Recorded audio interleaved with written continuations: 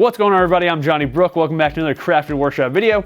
In today's video, I'm going to show you how to build this walnut and copper serving board. These are great for parties, kind of serving your cheese and charcuterie boards on, and they also make awesome gifts. So you still have plenty of time this holiday season to get one of these knocked out. Also, I do have new crafting workshop t-shirts available. These will be on my website. I'll have a link in the cards and in the video description below. Got a new color, and also added this little hashtag Johnny Squat, little silhouette of me squatting here on the arm, just because that's kind of become an inside joke here on the channel. Figured it'd be kind of a funny addition to the shirt. So definitely go check those out. And without further ado, let's go and get started with the build.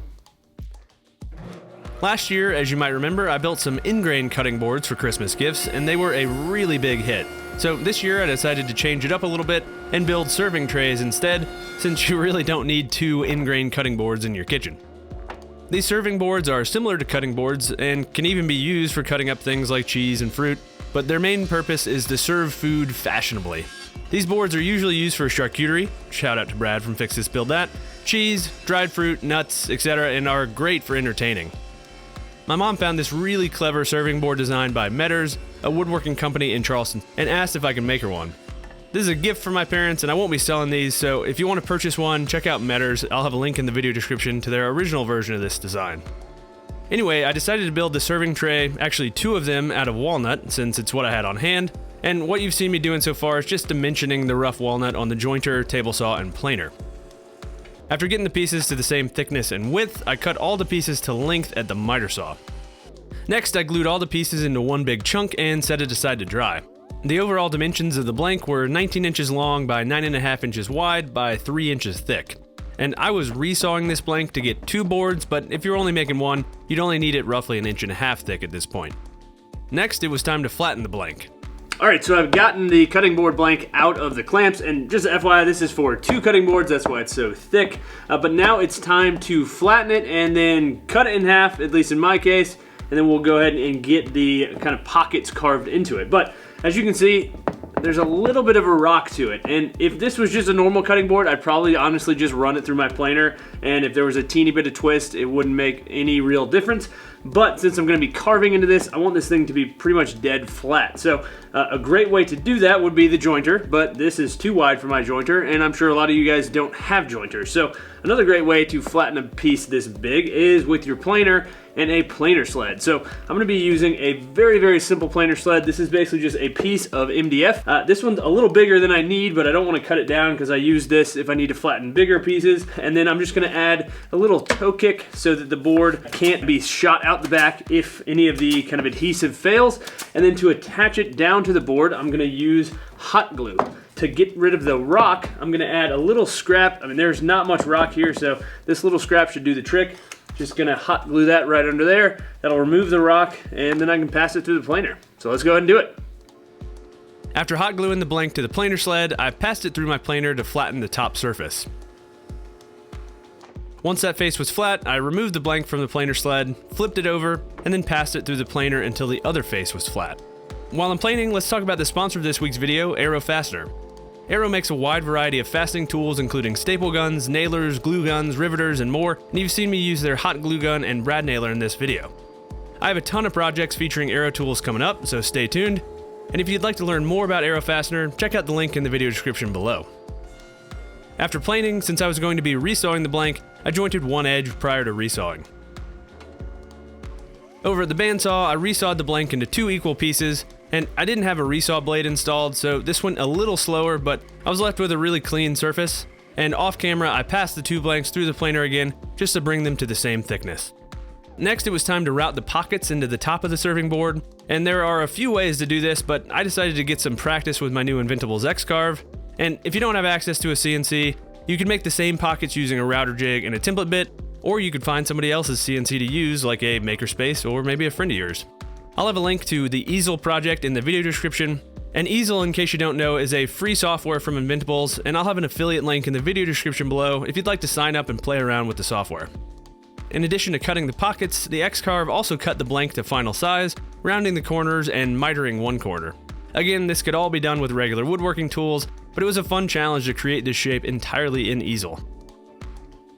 After the X-Carve finished up, I moved over to the router table to route the grooves for the copper banding that goes along the perimeter of the serving board. Throughout the groove, I used a 3/4 inch straight bit and made the cut in 2 passes, turning the board around 180 degrees after each pass.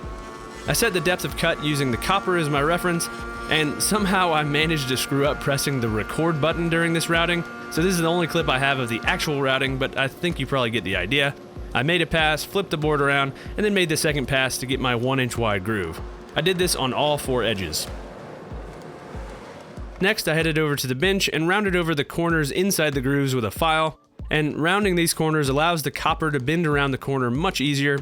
And I really need to pick up some wood-specific rasps, so if you have any recommendations, I'd love to hear them in the comments below.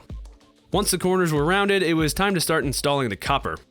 I picked up this copper flat bar from Amazon. I'll have a link in the video description to the exact piece I ended up ordering.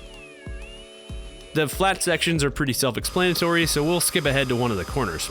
First, I attached the copper next to the corner using these copper-plated screws I found. To bend the copper around the corner, I used a dead blow mallet in addition to just bending it by hand. If I bent the copper entirely by hand, the radius of the bend ended up much larger, so it was best to start the bend by hand and then finish it with the mallet. After bending, I just kept adding screws, roughly spaced every 4 inches or so. To install the screw, I first drilled a small hole slightly smaller than the threads of the screws through the copper and into the wood. With that hole drilled, I widened the hole in the copper, making a clearance hole, and this allows the screw to pass through the copper without the threads coming in contact with the metal. Finally, I countersunk the hole so that the heads of the screws would be flush with the copper.